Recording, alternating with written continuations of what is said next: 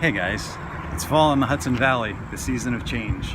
So for this episode of Writing on the Run, we're going to talk about how you can find more time to write in your busy schedule. And maybe you've heard the usual routines of butt in chair and find your own writing space that's designated for just that.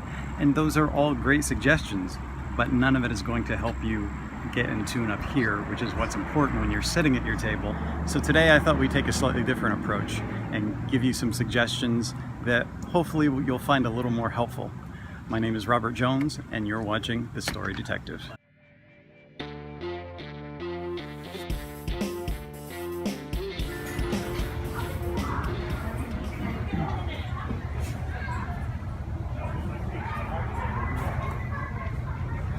You've probably heard the age-old question, does life influence art or does art influence life? If you've been creating a while, you know it's a vexed question because art is life and life is art. You can't really separate the two. So these days, most people are working 2 jobs. I've heard people tell me they have families, they have kids, they don't have time to write.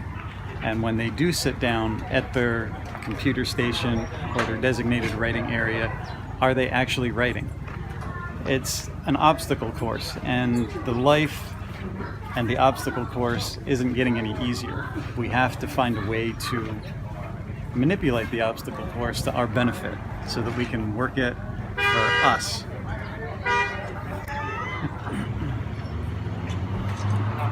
One thing that I've been doing lately is bringing my smartphone with me wherever I go.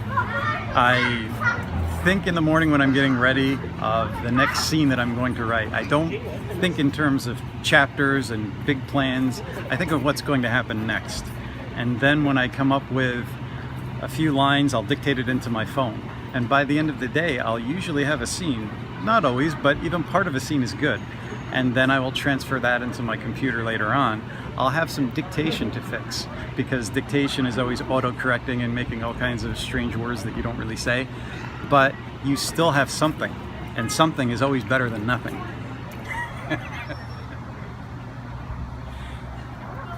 Over the last couple of months, just doing that on my phone, I've had some changes in my work and life, and it's been pretty hectic. But just using that phone, I've managed to write over 40,000 words in about 2 months. So if I can do it, you can do it.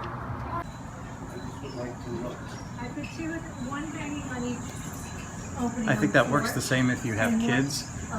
I mean, if you want to spend time with your kids and you're thinking of a story, you could make it a narrative or a story for them and explain it to them in increments of 10 or 15 minutes, a bedtime story at night. But have your phone there and you're dictating while you're telling your kids a story. And within a few weeks or a few months, you have something down.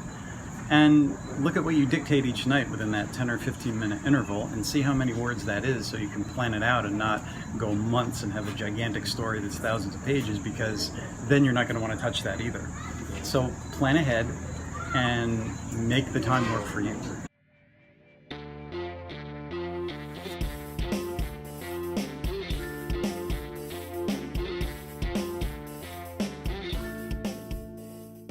Talk about art meeting life. Antique stores are a great way to get inspired. Whenever I come into a place like this, I'm finding stuff that my parents had, my grandparents had, which reawakens those memories of childhood, which is where a lot of interesting stuff comes into play. Also, just looking at the objects around, you can play the what if game. Who did this belong to? Why did they get rid of it? It can either be fun or it can be tragic. There was a loss in their lives. There's a lot of different avenues you can go down for inspiration in a place like this. But onto the subject that we're talking about today. What if you don't have 15 minutes? What if that still seems too much for you in terms of your busy schedule? And probably if you haven't written for a while, it's going to, because our mind creates habits, and those habits require satisfaction. It's a chemical reaction. If you're not writing, whatever you're doing during the day, at that time of day, your body kind of wants to get into the mode where you're living that routine. You kind of have to break it up in a way that tricks your mind. Otherwise, you're going to be pulled into the bad things or the things that you normally do. So if 15 minutes seems too much, cut it in half. And if 7 minutes seems too much, what about 5 or 2 or 3? Start at a place that makes it seem like this is nothing, I can do that. And once you start doing that every day, it takes about a month for habits to form. And once you start doing it for those 3 or 4 weeks, I guarantee that those 2 or 3 minutes are going to turn into the 10 or 15.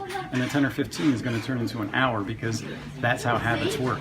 And you will find time and you will make time if you make a start. But that start is the hardest thing to do.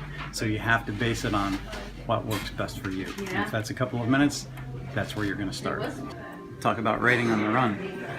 But in the beginning, when you're trying to form a routine and trick your mind within those few minutes to get out of your norm, you may have to leave your writing desk or your computer desk, or get out of the house, go write in a library, go write in a cafe, go somewhere that's not your normal place to write, and somewhere where you haven't already developed habits.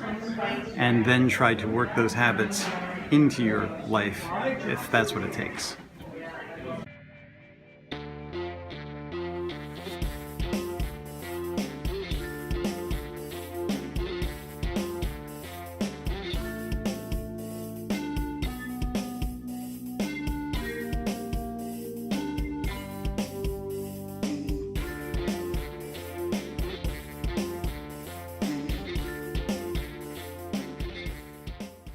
So that's what I have for you today. If you enjoyed this video, remember to hit the like and subscribe buttons on your way out. It only takes a couple of seconds. And that doesn't go just for me, but for other YouTubers, especially those just starting out. The new platform, they're really dependent on your likes and your clicks, because the future of the channel is dependent upon that. I don't make anything off this channel, but if you don't like it, then it doesn't go into the list where other people can see it and like it, who might enjoy it. And if you have friends that you feel would benefit from this or might like it, feel free to share.